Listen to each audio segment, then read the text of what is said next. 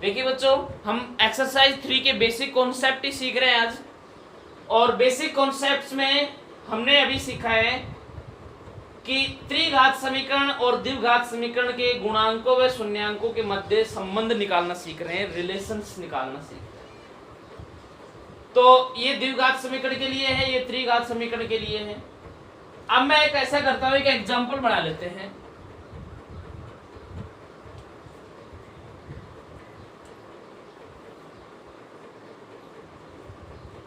जैसे कि एक द्विघात समीकरण ले लिया मैंने, 2x² प्लस 3x प्लस 1 बराबर 0। ये एक द्विघात समीकरण है। इस द्विघात समीकरण के लिए पूछे कि भाई शून्यांकों का योगफल क्या होगा।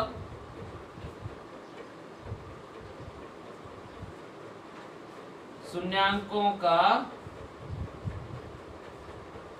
योगफल यानी कि अल्फा प्लस बीटा। क्या सूत्र होता है बेटा अल्फा प्लस बीटा का? -b/a। तो ये b होता कहां पर है? देखो b के बारे में क्या बताया था मैंने आपको, x का गुणांक, और a के बारे में बताया था x² का गुणांक।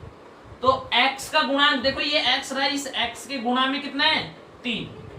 तो -3/, और a होता है x² का गुणांक, यानी कि इसे कंपेयर कर लिया करो किससे? ax²। इसे कंपेयर कर लिया करो ax² plus bx plus c = 0। तो b तो हो गया 3 और a क्या है? 2। तो बटे में a का मतलब क्या हो जाएगा? तो शून्यांकों का योगफल कितना होगा इसके लिए बेटा? -3/2।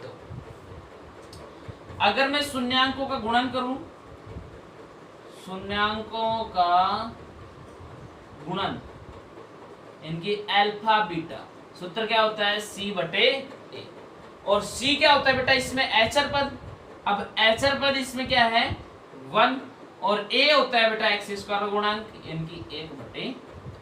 इस प्रकार से अगर कोई इक्वेशंस दे रखी हो तो उसके लिए भी हम शून्यांकों का योगफल और शून्यांकों का गुणन निकाल सकते हैं।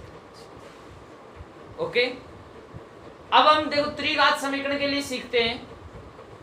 अब त्रिघात समीकरण के लिए आपको एक एग्जांपल सीखते हैं कि एग्जांपल आपको दे रखा है 4x² plus 4x³ 3x² plus 6x plus 7 = 0। ये एक त्रिघात समीकरण है। इसके लिए अगर मैं आपको शून्यांकों का योगफल इनके alpha plus beta plus gamma की वैल्यू पूछूं आपसे, तो सूत्र याद करो आपका, alpha plus beta plus gamma का सूत्र क्या होता है? -b/a। और b क्या होता है? यहाँ पर देखो, इसके कंपेयर किससे करके देख लिया करो, इससे कंपेयर कर लिया करो। अब ये a है, ये b है, ये c है और ये वाला d।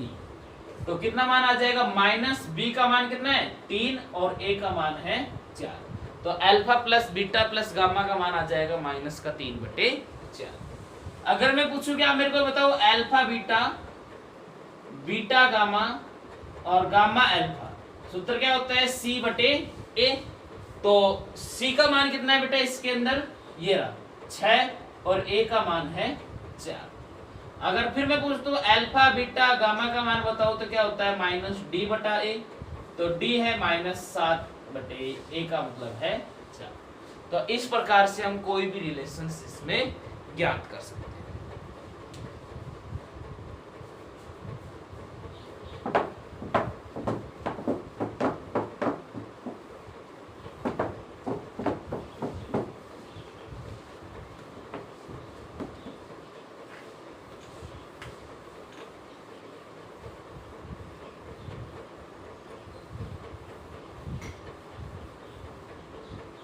देखिए, अब एक बात और याद करनी है कि नेक्स्ट टॉपिक है अपना शून्यांकों के रूप में बहुपद का समीकरण। यानी कि अगर आपसे बोले शून्यांक दे दे आपको और शून्यांकों के बाद में आपसे पूछे कि भाई बहुपद का समीकरण बताइए, तो बहुपद का क्या समीकरण होगा बेटा? देखिए, समीकरण होता है x² minus alpha plus beta x plus alpha beta और इक्वल टू 0। ये होता है शून्यांकों के रूप में बहुपद का समीकरण। कैसे होता है? यहाँ अल्फा प्लस बीटा क्या है? शून्यांकों का योग और अल्फा बीटा क्या है? शून्यांकों का गुणन। ओके, जहां अल्फा प्लस बीटा शून्यांकों का योग और अल्फा बीटा है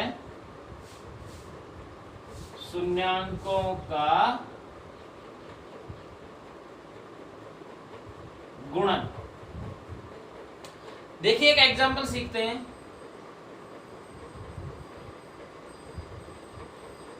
शून्यांकों का योग 5 तथा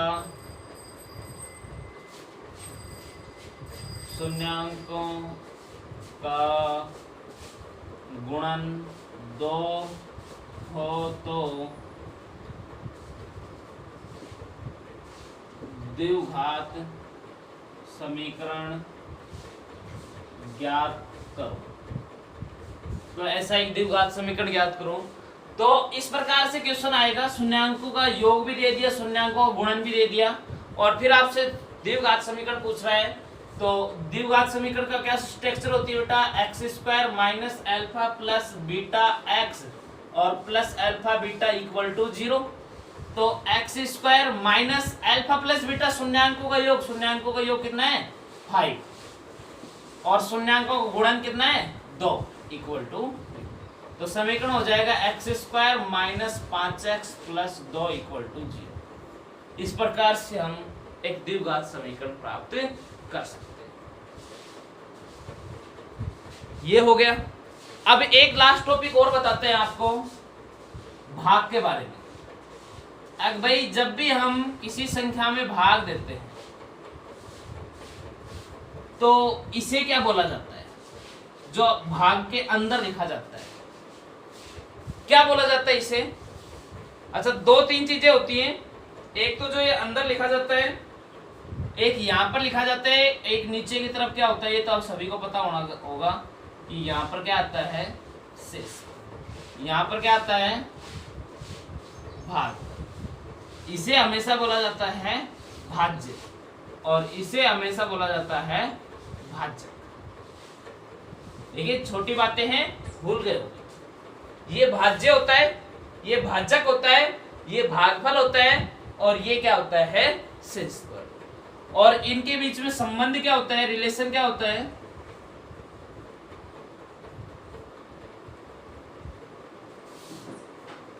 संबंध होता है भाज्य बराबर